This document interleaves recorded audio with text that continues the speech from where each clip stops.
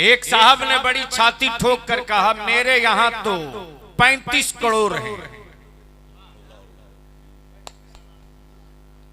मैंने कहा 35 करोड़ में से 100 की लिस्ट दे दीजिए, आपका बड़ा एहसान होगा। बोले यही तो नहीं है। मैंने कहा रहे तब न दोगे। क्या बात, मेरा तो सिर्फ एक है। अरे खुदा तेरा कितना है यार, तो डर क्यों रहे? मेरा खुदा सिर्फ, मेरा खुदा सिर्फ, और मेरे खुदा की शान ये कि वो खाता नहीं खिलाता है, वो पैदा होता नहीं पैदा फरमाता है।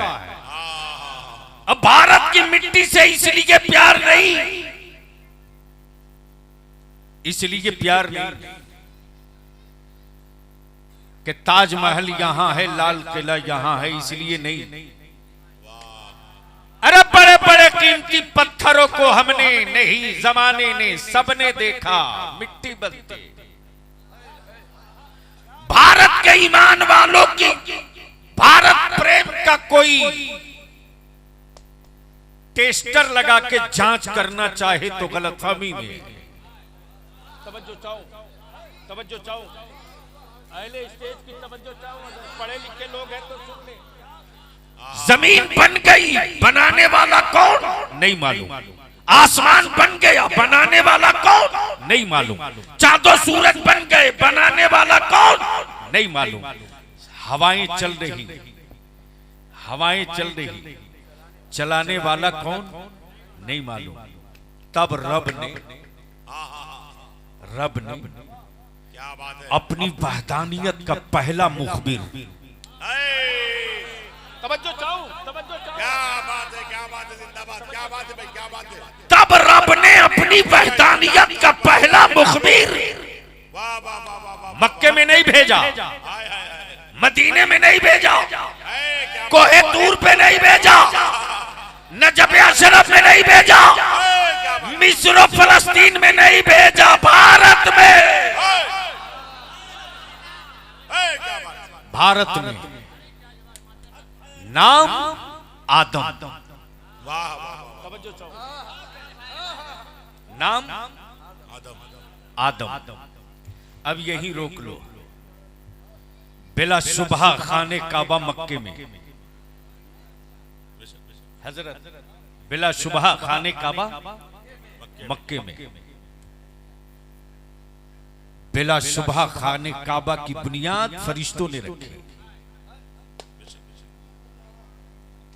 बिला सुबह खाने काबा की बुनियाद फरिश्तों ने रखी। लेकिन जो पहला हाजी गया है, क्या बात है, जो काबे का तवाफ करने वाला पहला गया, वह मक्के का नहीं था, भारत का। क्या बात है भाई, मक्के का नहीं था, भारत का। नाम आदम, नाम आदम। अब इसको यही रोक ले। नाम बोलोगे तो बोल लूंगा जोर से, सुभान अल्लाह, रंग में सुभान अल्लाह। शकील बाबू, नाम आदम, नाम। अच्छा मान लो अभी तो एक से एक कलाकार, एक से एक आर्टिस्ट, जिनसे मंडी भरी पड़ी।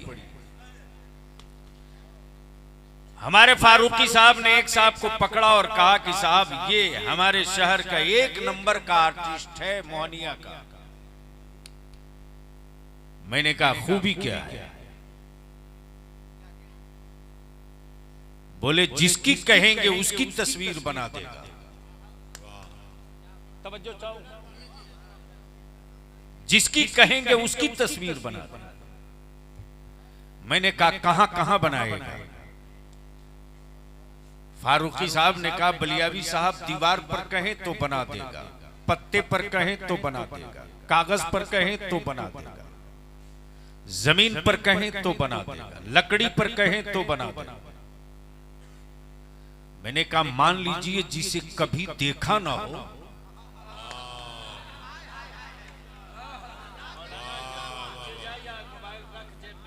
वाह वाह वाह वाह वाह, क्या बात है, क्या बात कर रहे हो लोग। हमारे बच्चों को अब मत आप लोग बर्बाद करो।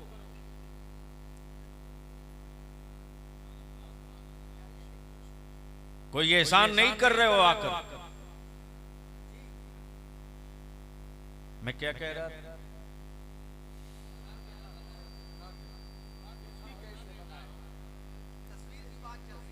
वो तो मुझे याद है, इनको याद है। जिसको नहीं देखा, मैंने कहा कि जिसे कभी न देखा हो, क्या उसकी भी बना देगा?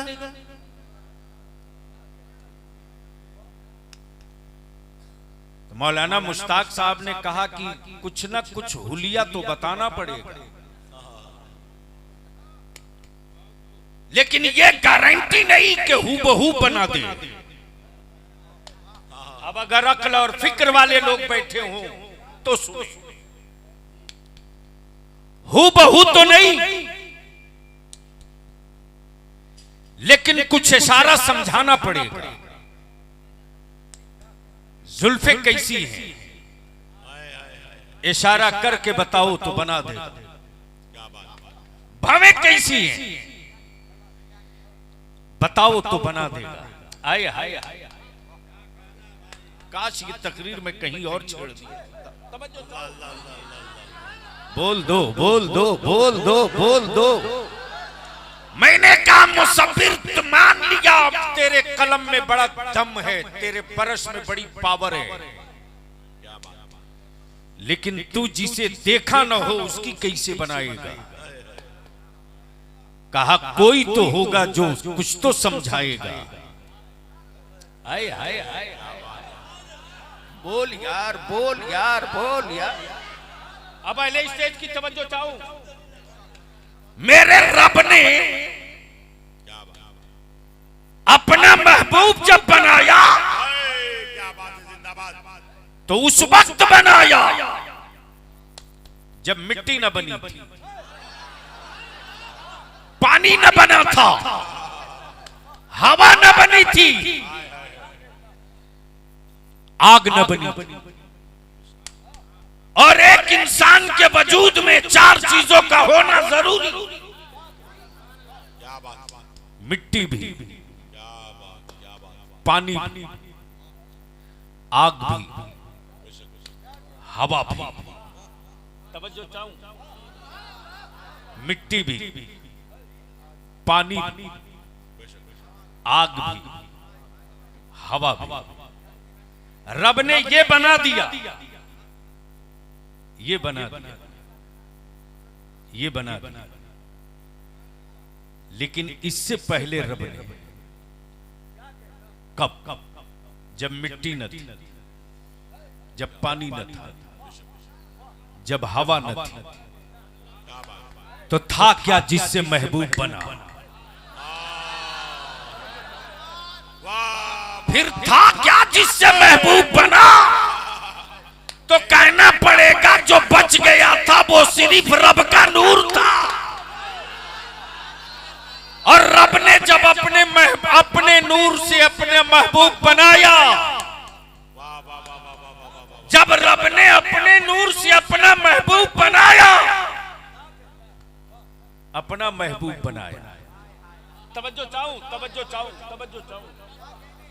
दुनिया वालों, उस महबूब का हुस्न कैसा होगा? उस हबीब का हुस्न कैसा होगा? उस महबूब का हुस्न कैसा होगा? तो रब की मशीयत पुकार पड़ी, यूसुफ मेरे महबूब के हुस्न की खैरात लेके जाओ, जमाने को समझा दो और बता दो कि ये हुस्न यूसुफ जो देख रहे हो, ये शरा है, असल मतन तो हुस्न मुस्तफा है। असल मतन तो हुस्ने मुस्तफा। तवज्जो चाहो। लोगों ने कहा कि क्या उस महबूब में पावर भी होगा?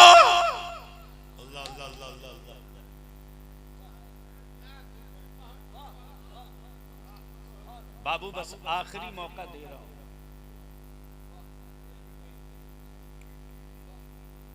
बस ये आखिरी मौका है, इसके बाद नहीं।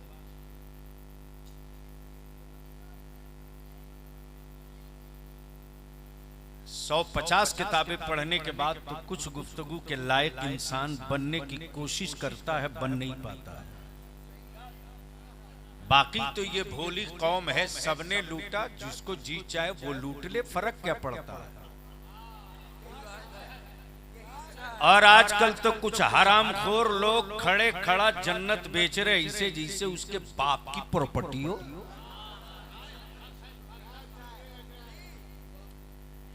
और मुसलमान भी क्या गजब की चीज है साहब,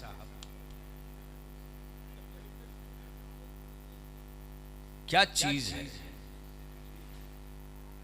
जो चाहे वो इसे ठग सकता है।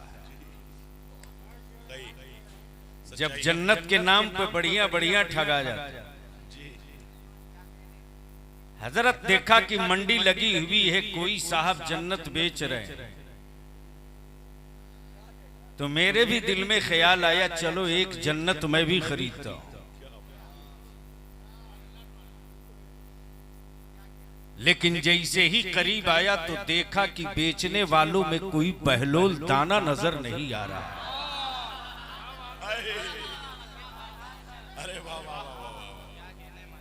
कोई बहलोल दाना नजर नहीं आ रहा, सिर्फ दाना नजर आ रहा। शकील बाबू, बहलोल दाना नहीं, सिर्फ दाना। तो फिर वही पलट जाए। कहां से छोड़ा था? दुनिया पूछेगी कि क्या उनमें कोई कमाल भी है। रब की रहमत ने कहा कि ए रूहुल्लाह, जमाना कल महबूब से सवाल करेगा, जवाब आज दे दो।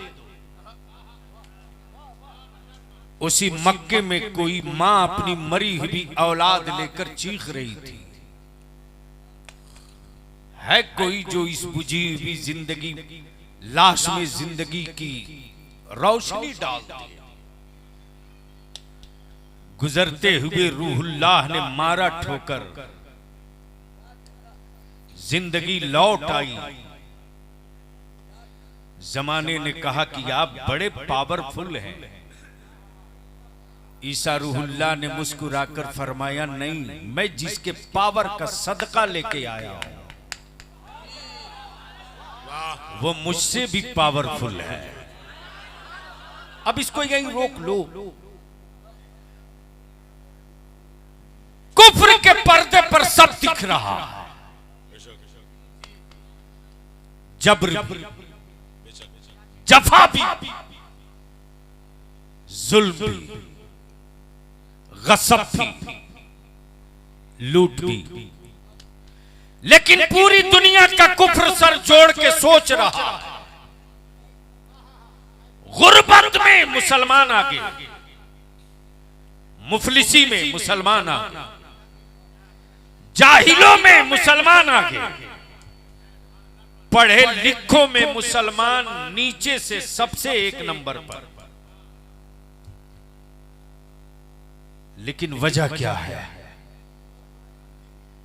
वजह क्या है? वजह क्या है? आबादियां उजड़ गई, वजूद से इस्लाम नहीं निकल पाया। काश ये गुफ्तगू कहीं और हुई होती। बोलो तो बोल दूंगा, बोलो बोलो। तवज्जो चाहूं हजरत, मैं लाशों के बीच आज तकरीर कर रहा हूं। प्लीज बाबू बैठ जा, बैठ जा बेटे, जल्दी बैठो। जहन को करीब कीजिएगा, मोहब्बत से बोल दो एक बार, या रसूल अल्लाह।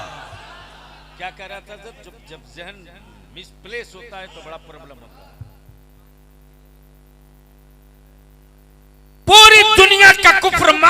रहा, आबादियां खाली हो गई, लेकिन इस्लाम वजूद से अलग ना हो सका। बेटों की लाशें माएं उठाते रही, हिम्मतें न टूट सकी। खानदान दर खानदान पे पानी बंद रहा, लेकिन प्यास का कभी शिकवा न हुआ। 6 माह के बच्चों को नेज़े पे लटका दिया, लेकिन बूढ़े बाप की हिम्मतें न टूट सकी। कुफ्र रिसर्च कर रहा और कुफ्र रिसर्च करके मंथन करके मातम कर रहा है। आखिर इस्लाम की बुनियाद में हक्कानियत के कितने केमिकल पड़े हैं, हक्कानियत की कितनी ईंटें लगी है, सदाकत की कितनी खूबसूरत इमारत बनी है कि अमेरिका वाला टकरा के थक गया, रशिया वाला बाजू आजमा के रुक गया, चाइना वाला आंखें लड़ा के थक गया, अब इजराइल वाला भी कहने लगा है सबसे पंगा लिया जा सकता है, नबी के गुलामों से पंगा नहीं लिया जा सकता।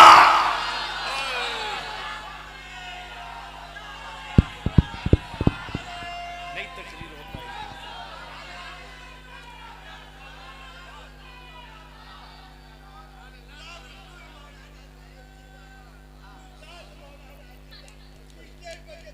तारीख का ये हिस्सा गवाह है, तारीख का ये हिस्सा गवाह है। अब बलियावी की गुफ्तगू का ये हिस्सा सुनने में जिसे डर लगता है जा सकता है। मैं जानता हूं कि मेरी जिंदगी का मकसद हवेली और सत्ता नहीं, हमें रब ने जिंदगी दी है तो हम उस नबी के आशिक हैं कि मैदान में उतरने के बाद, लाशें गिरने के बाद हर गिरने वाले की एक ही सदा होती थी, जानती दी हुई उसी की थी। हक तो ये है कि हक अदा न हुआ। इसलिए मेरे अजीज, आज पूरे भारत में नहीं, पूरी दुनिया में, और लिख लो मुसलमानों, कभी जज्बात में मत आना और किसी दल्ले के फरेब में मत आना। भारत की मिट्टी में कहीं सांप्रदायिकता नहीं है, भारत की मिट्टी में कहीं नफरत नहीं है, भारत की मिट्टी में जुल्म का समर्थन नहीं है, भारत की मिट्टी में जबर की हिमायत नहीं है। इसलिए जमीन के नक्शे पर जब से हिंद बना है, बलियावी को अर्ज करने दो, अमा हिंद बनाने वालों ने बहुत बाद में बनाया है, लेकिन हिंद का नाम मेरे मुस्तफा ने 1400 बरस पहले ले लिया। और आकाए रहमत ने यही तो कहा था कि हिंद से ईमान की खुशबू आ रही है।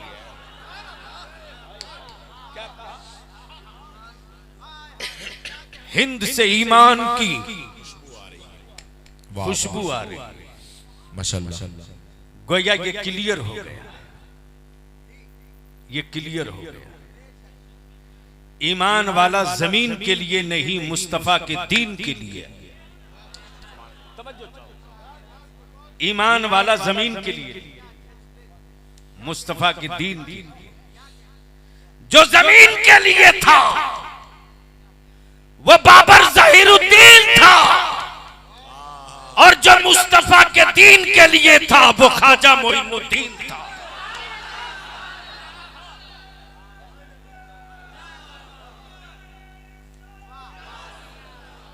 अरे लगाए भी तो फ्यूज ना रख, खड़ा होकर लगाओ, चारों तरफ से जवाब दो। दौड़ ठोक के डरते क्यों?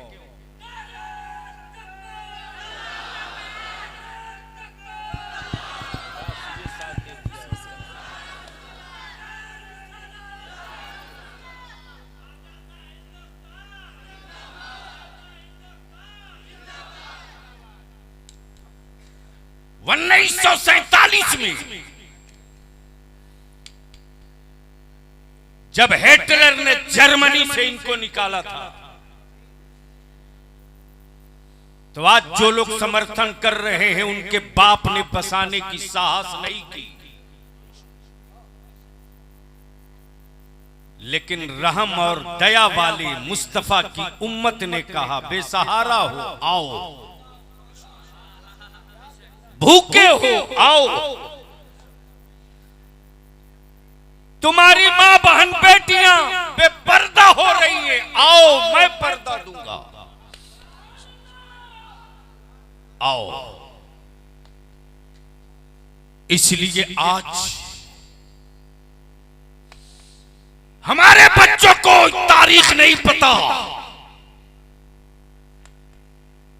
कसूर बच्चों का नहीं, कसूर मेरा है। और हम अर्ज करेंगे, याद रखिए बलियाबी ने नहीं, ये दारे शरिया ने कमर कस लिया है। पिछले साल 14 दिसंबर से कारवां निकला है,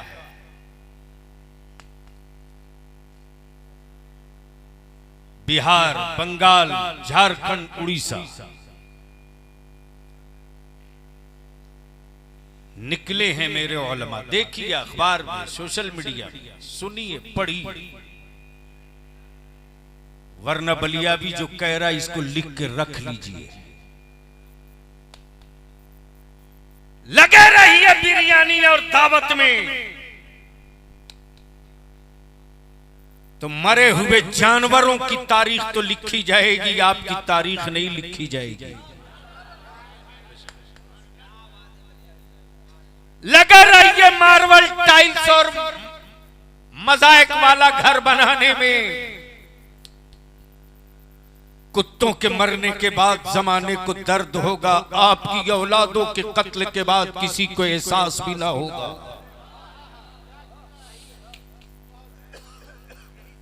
और खुद को जीने के लिए अगर जिंदा हो तो जी लो, कोई शिकवा नहीं।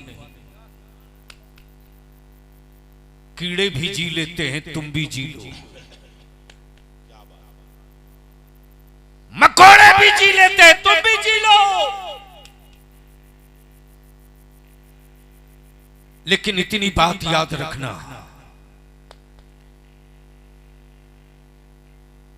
खुद को जीने के लिए जिंदा हो तो जी लो,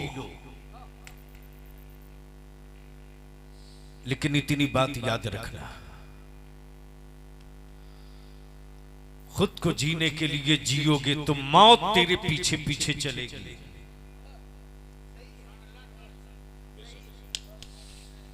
मुस्तफा का दीन न मारा जाए इसके लिए जिंदा रहोगे तो हयात तेरे साथ साथ चलेगी, मौत तेरे पीछे पीछे चलेगी।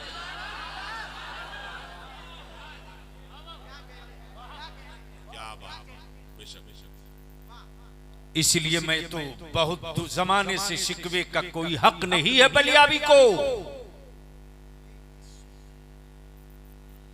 इतनी बात तो भारत के कम भेजे वालों के समझ में भी बात आ गई। जंगल में रहने वाले आदिवासी भाइयों को झारखंड के शिबू सोरेन जी की बात समझ में आ गई।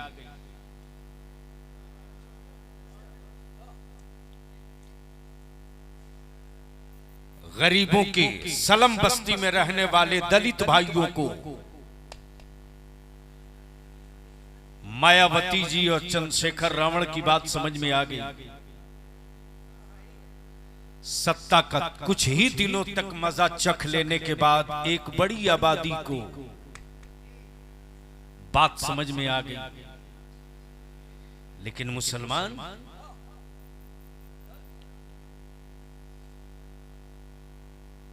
5 रुपये के चाय पे 1.5 घंटा भाषण देगा और किसी और के खिलाफ तो बोलने की औकात नहीं, अपनी ही कौम के लोगों को बेआबरू करेगा।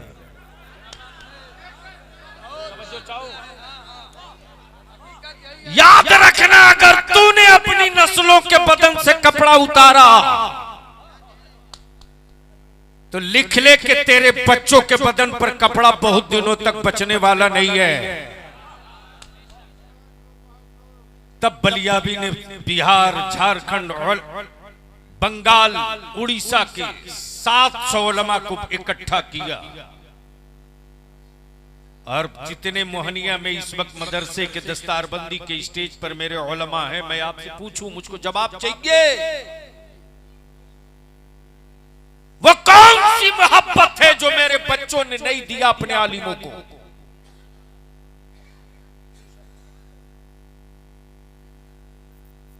हजरत में एमपी था, कमेटी लेकर गया और बता दिया था मैंने बेची नहीं 2.5 साल में। लेकिन माफ करना, इस दाढ़ी से बड़ी तकलीफ किसी और को नहीं, मेरी कौम को बहुत होती है।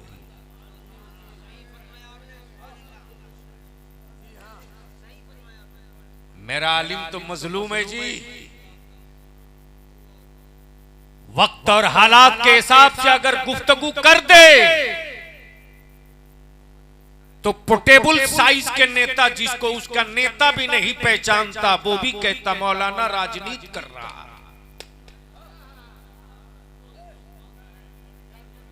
तवज्जो चाहो, हम दोनों से विनती करके कहेंगे, दोनों से इल्तिजा करके कहेंगे, अगर जगह हो तो लिख लो, पता नहीं जिंदगी वफा करे न करे, दोबारा आ पाऊं ना पाऊं। इसलिए कि जो लोग करीब हैं खूब बढ़िया से जानते हैं कि बलियाबी अपने घर में कई घंटा टाइम देता है। दूर से पत्थर मारना बड़ा अच्छा लगता है, जरा करीब से पीन चुभोर कर भी ट्राई ले लो यार। मैं अपने उलमा से अपील करके कहूंगा, बताइए मेरे बच्चों ने आपको कहां मायूस किया है? मैं पहुंचा था हजरत,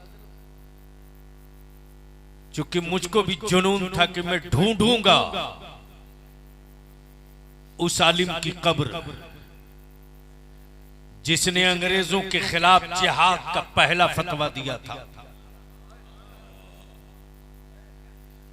अंडमान निकोबार तक पहुंच गया, वापस में लौटा चेन्नई। मैंने कहा कि पूरी टीम चलेगी, वहां चलेगी जहां तूफान की लहरों को जूतियों से दबा दिया जाता है। उस जात और उस चौखट का नाम है हजरत सैयदना अय्यूब अंसारी रदियल्लाहु ताला, जिनका मजार शरीफ चेन्नई में। जब वापस लौटा तो उसी चेन्नई की जामा मस्जिद की तरफ से गुजर रहा। बच्चों को मालूम हुआ मौलाना बलियाबी जाने वाला, बच्चे खड़े थे, पूरी टीम लगी थी, 50 गाड़ियां लगी थी। मैंने कहा ब्रेक, काफिला थम गया। एक बच्चे ने कहा हजरत यह हम लोगों का मोहल्ला है। मैंने कहा चलो उतरता हूं। मौलाना आंख से आंसू निकल जाते हैं। हमारी कौम के बच्चे अपने आलिमों की कितनी इज्जत करते हैं। जैसे ही जी चाहा कि कुल्ली करूं, बच्चे चाय लाए हैं, कुल्ली करके चाय पी। एक बच्चा तुरंत बगलदान लेके खड़ा हो गया।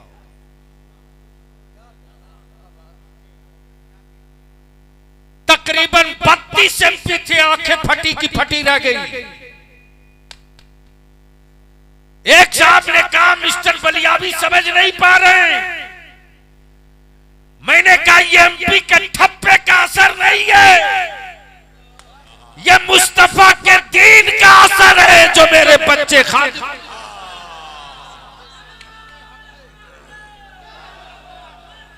अरे बाबा बाबा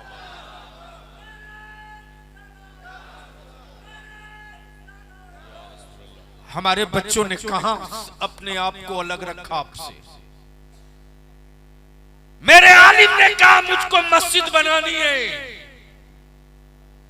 मेरी कौम का गरीब रिक्शा चलाने वाला बोला हजरत हम 5-10 हजार ईंट तो नहीं दे सकते, 5-10 बोरी सीमेंट नहीं दे सकते, लेकिन आप मस्जिद बना रहे हैं, ये मेरी मां की तरफ से 1500 रुपये ले लीजिए। आपने कहा मदरसा बनाना, हमारे बच्चों ने कहा मेरा घर बाद में बनेगा, रसूलुल्लाह का घर पहले बने। आज भी मेरे बच्चों को अगर कोई आलिम मिल जाता है चट्टी पर, चौराहे पर, बाजार, ठेला के करीब, दुकान के करीब, तो बहनी हुई हो कि ना हुई हो, नगद कुछ आया हो कि ना आया, हमारे बच्चों की कोशिश होती है मौलाना है कम से कम चाय तो पिला के भेजो। अल्लाह, अगर ये भोला जज्बा टूट गया और मेरे बच्चों का मुझसे एतमाद उठ गया तो लिख लीजिए लुटती रहेगी नस्लें, चीखते रहेंगे आप, तड़पती रहेगी लाशें, सर पीटते रहेंगे आप। इसलिए बलियाबी विनती करके कहता है अब घड़ी देखकर काम करने का वक्त नहीं है, अब अपनी नस्लों का मुस्तकबिल देखकर काम करने का वक्त आ गया।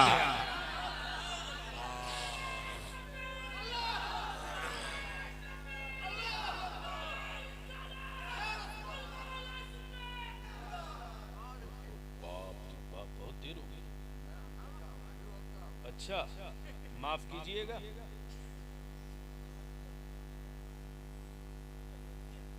ये बहुत कर दिया। अब मैं अपने जवानों की गैरत को जरा टटोल कर देख लूं कि मार चुका है या बचा कर रखा है। एक बात बता दो बलियाबी को कि एक घर में अगर 5 आदमी है तो कितना मोबाइल है? अरे बोलो ना।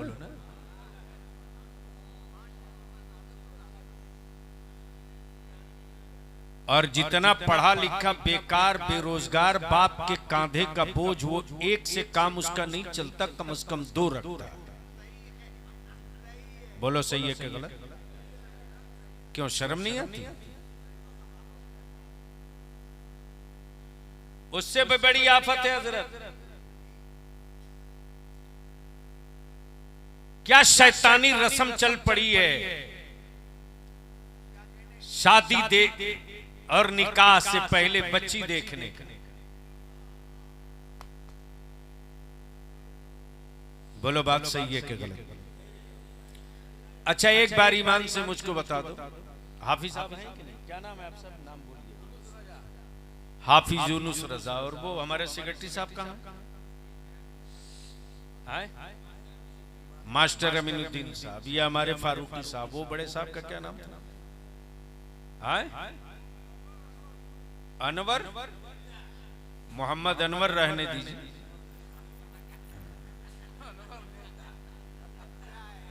अगर ये कौम नेता पैदा कर ली होती ना तो किसी के बताहा बेटा के पीछे झंडा लेके घूमने की नौबत नहीं आती।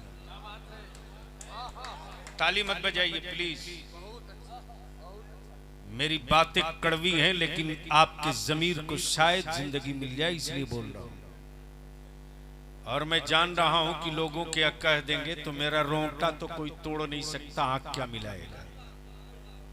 इसलिए कि बलियाबी अगर हड्डी और गोश्त के साथ जिंदा रहता तो कब का काम हो गया होता। रईसुल कलम कायदे अहले सुन्नत की दुआओं की छतरी लेके 24 घंटा साथ आ।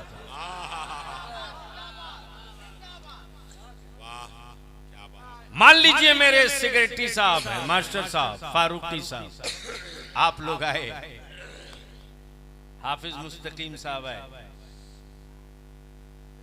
शकील ड्राइवर आए, आप में से लोग आ गए। हाफिज साहब ने फर्स्ट क्लास रसगुल्ला मंगाया, नमकीन मंगाया, सेब मंगाया, चाय मंगाया और कहा ये सब ज़कात के पैसे का है, लिया जाए। क्या बात है। हाथ बढ़ेगा कि नहीं बढ़ेगा? क्या बात है। अगर ये बचा है थोड़ा सा भी तो बताओ ना, हाथ बढ़ेगा कि नहीं बढ़ेगा? क्यों?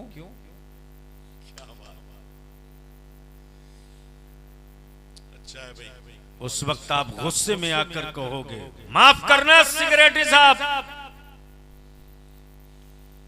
मैं ज़कात देता हूं, ज़कात खाता नहीं। मैं गरीब हूं तो क्या हुआ, फितरा देता हूं, फितरा खाता नहीं हूं। अरे कहां तेरे अंदर का मर्द मर चुका रे? बता कौन सी मस्जिद है जिस मस्जिद के दरवाजे पर मेरी कौम का कोई न कोई बूढ़ा जुमा के दिन गमछा बिछा के ये न कह रहा हो मेरी बेटी सियानी हो चुकी है, रिश्ता तय कर चुका हूं, सवाल मेरे बेटी की आबरू का है, हो सके तो ज़कात फितरा से मदद कर दो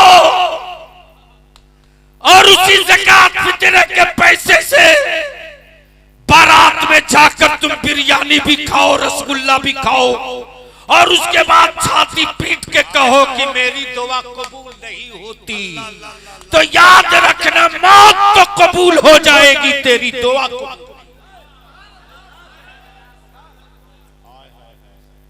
बोलो ये हो रहा कि नहीं हो रहा? अरे बोलो ना, शर्मा क्यों रहे हो? बोलो हो रहा कि नहीं हो रहा? पीछे से आगे से चारों तरफ से बोलो ये हो रहा कि नहीं हो रहा? कब तक होगा?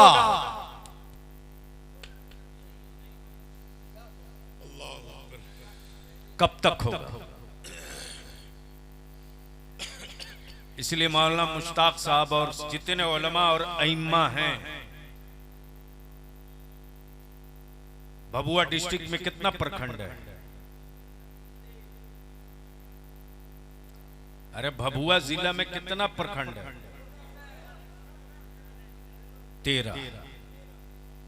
13 प्रखंड में मुसलमान तो हो गए, कहीं बेशी कहीं कम। हम आपसे विनती करके कहेंगे, मेरा आलिम चाह करके भी मजबूर है। मैं जानता हूं कि मेरा आलिम अगर कह दे निकाह नहीं पढ़ाऊंगा, तो जिसने मस्जिद में 10,000 रुपया दिया है तुरंत सदर सेक्रेटरी को बोलेगा मौलाना हटाओ।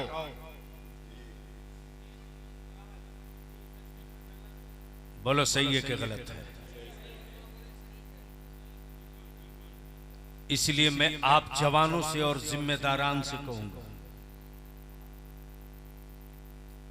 मोहनिया में ये बरकत नगर एक सेंटर पॉइंट है।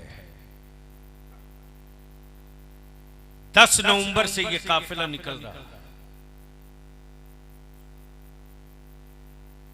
10 को गिरिडीह, 11 को बोकारो, नहीं 10 को निकलेंगे तो 11 को गिरिडीह, 12 को बोकारो, 13 को हजारीबाग। मैं दावत देता हूं कि मौका मिले तो कहीं आप लोग शरीक हो के देखो काम कैसे चल रहा है। हम जलसा करने नहीं निकले हैं, एक मास्टर एजेंडा लेके निकले हैं, वरना मुझे मालूम है कि 24 के बाद क्या होना है।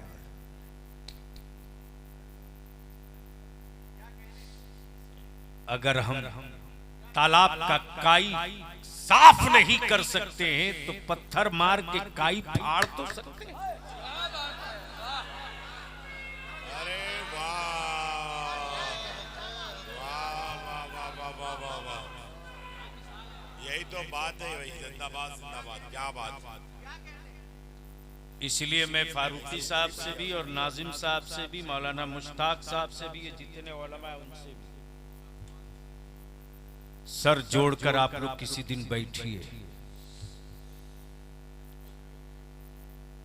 फिर ये तहरीक शुरू होगी 3 दिसंबर से, और 3 दिसंबर से चलेंगे तो 3, 4, 5, 6, 7, 8, 9, 10, 11, 12 तक लगातार जिलावार काम चल रहा, और कोई इजलास रात में नहीं होता, सारा इजलास दिन में। ये वही पर ही है ना जिस रास्ते से आप जाते हैं। हजरत मेरे बच्चे मार्केट में बाइक की अगर हॉर्न बजाते तो थप्पड़ मारे गए।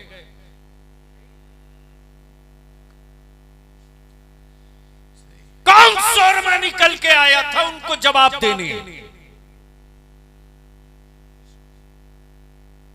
नबी के नामूस के लिए मेरे बच्चे सड़कों पर निकल जाए तो 47 से भून दिया जाए। अरे अगर थोड़ी सी भी बची है जिंदगी तो अपने आप से पूछ, भारत में अगर हमारे किसी आदिवासी भाई के बेटे के मुंह पर पेशाब कर दे तो पूरा भारत खड़ा हो जाता है।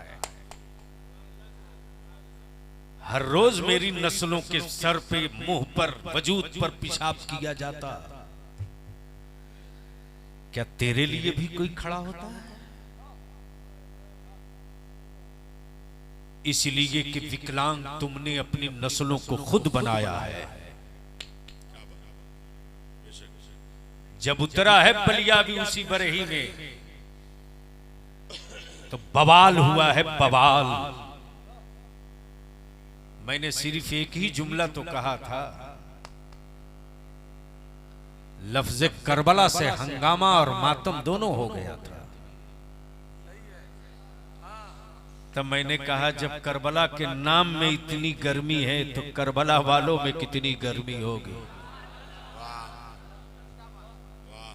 तो इसलिए मैं गुजारिश करूंगा कि मीटिंग बुलवाइए, काम बढ़ाइए। हर प्रखंड में कौन किस मालूम है साहब? अरे पूरे मोहनिया में कौन आदमी किस मोहल्ले में है, वोटर लिस्ट देखते हैं जब सीजन आता है। तो ऐसे थोड़ी फुर्सत है। हमारे मोहल्ले हमारे हाथ से इसलिए निकल गए कि बुजुर्गों ने बाहर बैठना बंद कर दिया।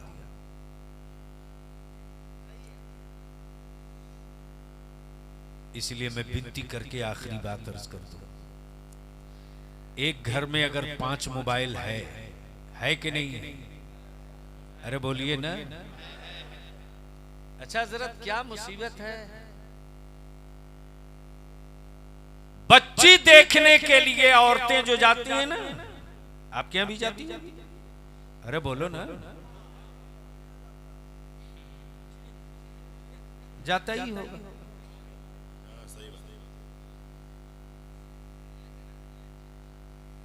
ये मां बहन सुन रही है,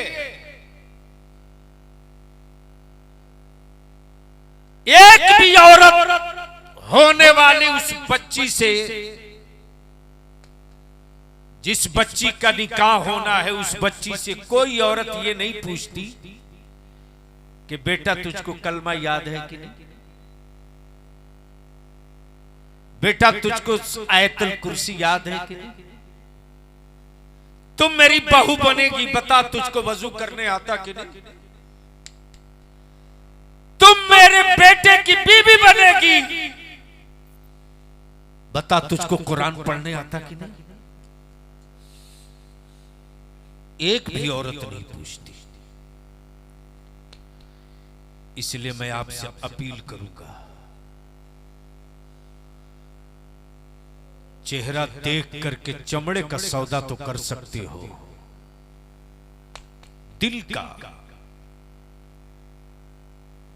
दिल खरीद नहीं सकते। तवज्जो चाहो। खरीदते रहो बरकत की ताबीज, काटी फुकवा करके मकान ठुकवाते रहो, बधवाते रहो।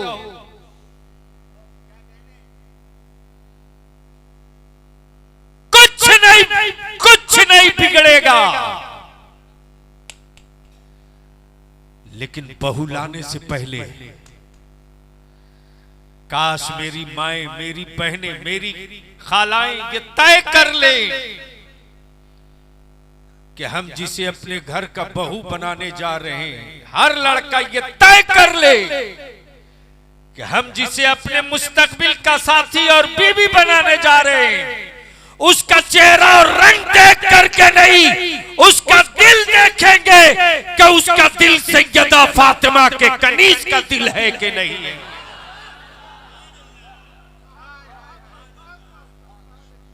लेकिन कौन समझाएगा आपको? सबसे समझदार कौम आप हैं। सबको मशवरा आप बिला वजह देते रहिए, आपका मशवरा कोई सुनने वाला नहीं है। बस आखिरी हिस्सा, अगर अंदर से एहसास हो कि शर्म आनी चाहिए तो कर लीजिएगा। वैसे मार्केट में बेहयाई बिकती है, शर्म कहीं मिलती नहीं है। काश समझ में आता तब ना।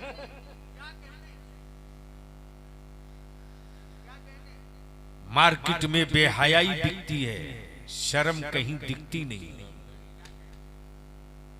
बस आखिरी जुमला, एक घर में 5 मोबाइल।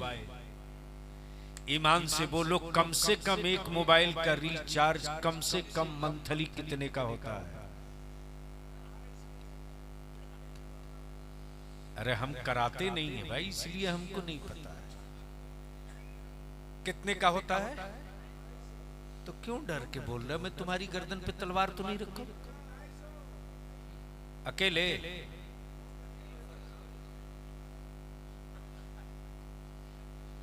बलियावी वो नहीं है जो सर्वसहमति से तुरंत मान। पूरा मजमा बोलकर बताओ कितना। और एक घर में 5 मोबाइल, एक पर 250, कितना हुआ? 1250। ईमान से बोलना, कभी शर्म आई?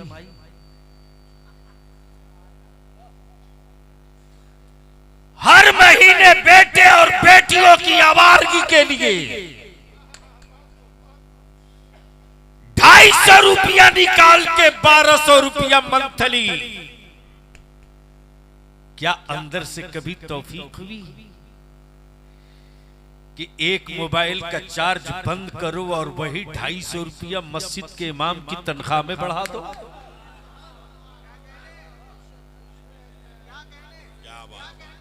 जिस दिन ये मुहिम और मिशन चला दोगे ना, उस दिन मेरा मौलवी, मेरा आलिम, मेरा हाफिज मोहल्ले के किसी बच्चे से ये कह करके कुरान नहीं पढ़ाएगा कि ट्यूशन पढ़ोगे तो पढ़ाऊंगा, बल्कि वो ये अहद करके चलेगा कि अब घड़ी देखकर काम नहीं करेंगे, अपनी मस्जिद और मोहल्ले के बच्चों की दीन की जरूरत देखकर। वाह वाह वाह वाह, जिंदाबाद माशाल्लाह। तब ईमान से बोलो, मदरसा को ज़कात, फितरा, खैरात, चंदा आपने दिया। वैसे मैं जानता हूं जो चंदा कम देता है साल में हिसाब वही ढेर मांगता है। भुक्तभोगी हजरत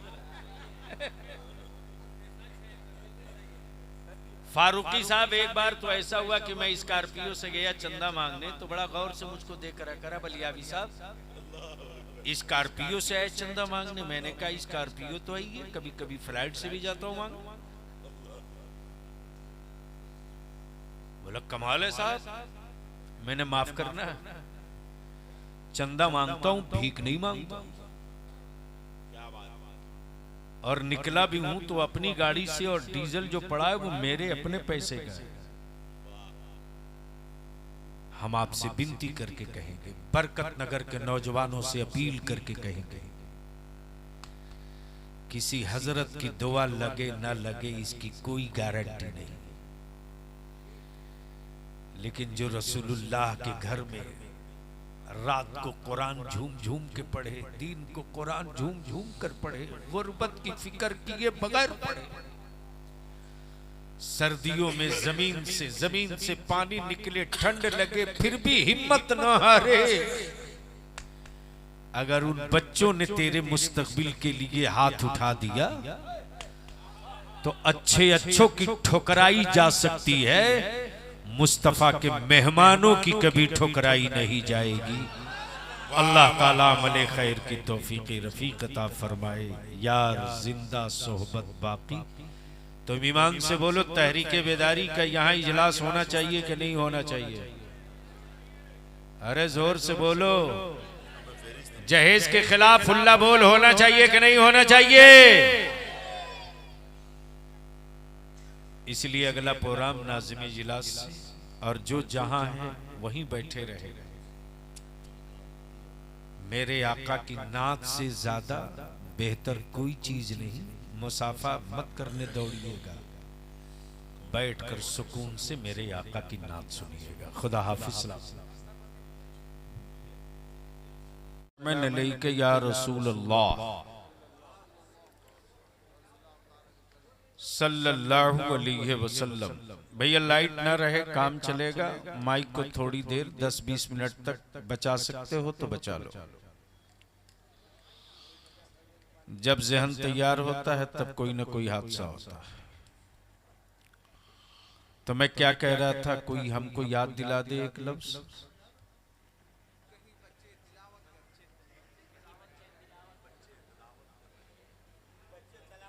बच्चे, कहीं बच्चे तिलावत कर रहे हैं, बच्चे तिलावत बोल दे मोहब्बत से सुभान अल्लाह। अरे बोल दो भैया, बोल दो।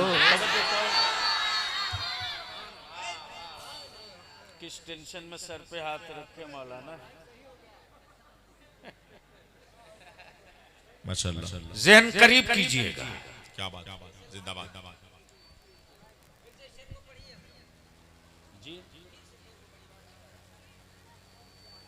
जमीन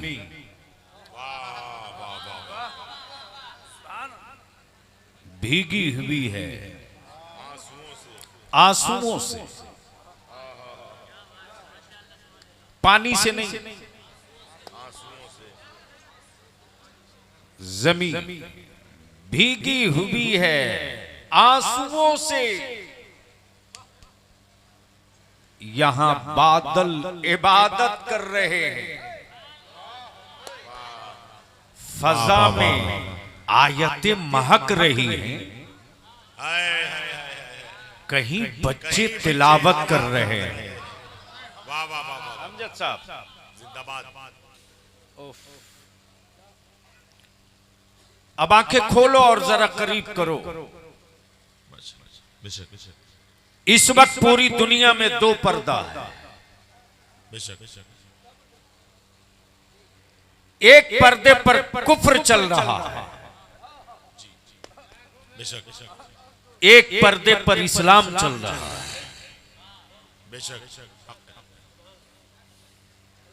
कुफ्र के पास वो सारी सहूलतें, सारी एटमी प्लांट के साथ हर हरबे हैं। तवज्जो चाहूं, अगर कुछ समझदार लोग बैठे हो तो सुन लो। आगे आजिए हजरत, आगे आजिए, आगे आजिए। बलियावी से तकरीर करानी पड़ती है। मुझे मालूम है मरी लाशों में डंडा पीटने से जिंदगी नहीं आने वाली। अब आप थोड़ी देर के लिए बस प्लीज आना जाना शुरू। ए भैया, ए भैया, ए भैया, रहम करो, अब दया करो, वरना 2 मिनट नहीं लेगा, वो उठ के चल दूंगा। न मैं जलसे वालों की शर्त पे तारीख देता हूं, न जलसे वालों की शर्त पे तकरीर करता हूं। जब राजनीति करता हूं तो अपनी पार्टी के एजेंडे से हट करके बांस गाड़ने में बलियावी रियायत नहीं करता। तो आप तो मेरे हो। क्या बात है, क्या बात है। अब आंखें खोल देख, 2 पर्दे हैं। एक पर कुफ्र है, एक पर इस्लाम है। बेशक कुफ्र के पर्दे के साथ एटमी ताकत, सत्ता का पावर, यूनिवर्सिटियों से कलम, इक्तदार की हवस, जबरो जुल्म की आंखें, बदले का जुनून, इंतकाम की आदत, दगा और फरेब की फितरत, इनके पर्दे पर एक इस्लाम का पर्दा है जहां जुल्म नहीं सब्र है। तवज्जो चाहूं, अगर समझ में बात आ रही हो। क्या बात है भाई, क्या बात है, जिंदाबाद। एक इस्लाम का पर्दा जहां जुल्म नहीं, सब्र है। भाई साहब बैठ जाने का क्या लेंगे?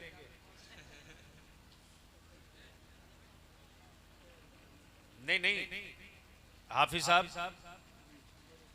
बलियावी की एक एक मिनट की कीमत है। जिस कौम के लिए मरता है उसके लिए कीमत हो ना हो,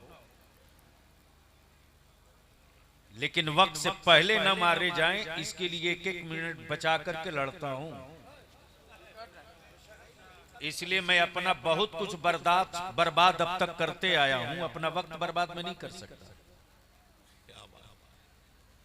सुनना है तो संजीदगी से सुन लो, वरना उठा चला।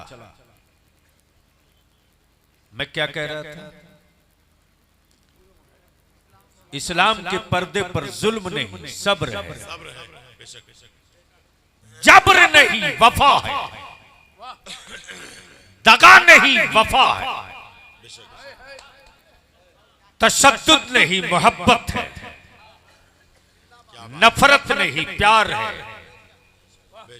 तवज्जो चाहूं, अगर कुछ लोग हैं समझदार, तारीख पढ़े हुए तो सुन लें।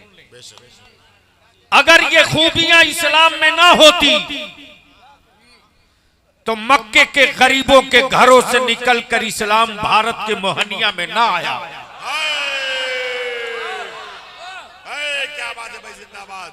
क्या बात है, माशाल्लाह।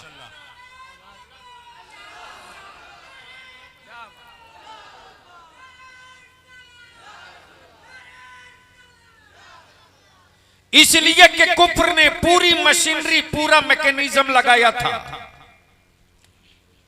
और ईमान वालों, कभी डेमोरलाइज होकर के गुफ्तगू मत करना। बलियावी तो डंके की चोट पर कहता है कि भारत का मुसलमान सिर्फ इसलिए मोहब्बत नहीं करता कि यहां पैदा हुआ और रोटी खाता है यहां की, बल्कि भारत के ईमान वालों का भारत की मिट्टी और जर्रे जर्रे से प्यार इसलिए है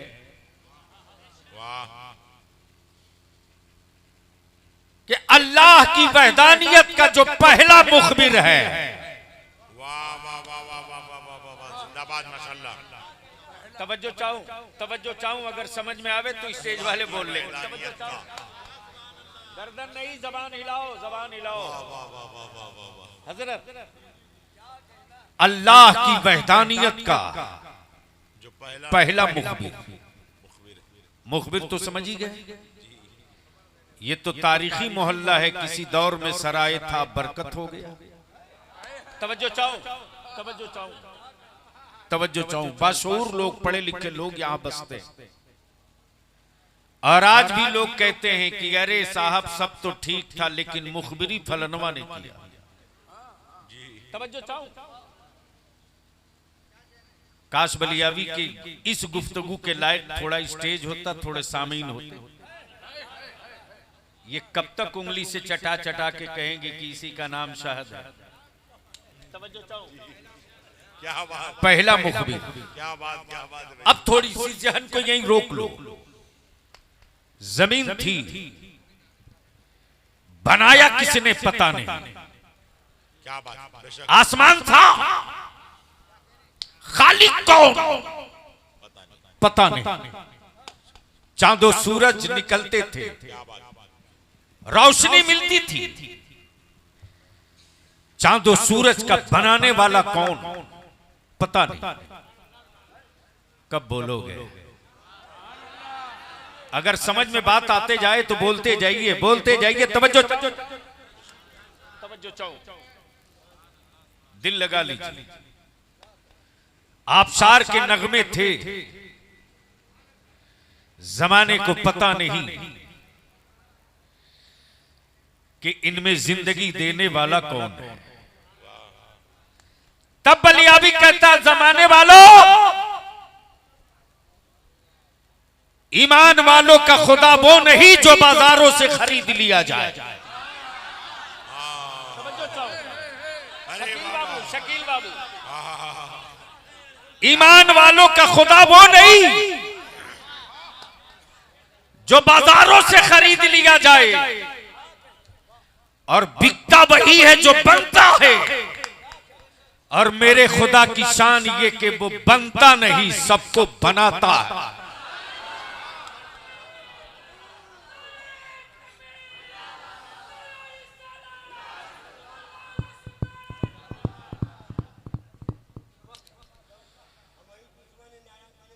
लगाए लो तू, नहीं लगा, नहीं लगा, नहीं मन पर बोझ नहीं, खड़ा होके एकदम ठोक दो। बतावा कि हमें 60 साल वाला मत समझना, अभी 18 है। हाथ बस शुरू, बिस्मिल्लाह।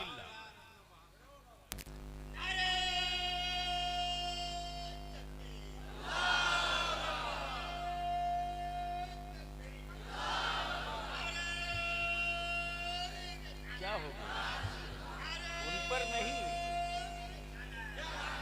उसका असर इधर है। नहीं, चूंकि जब कुछ पलटे होते तब। वाह वाह वाह वाह, क्या बात है,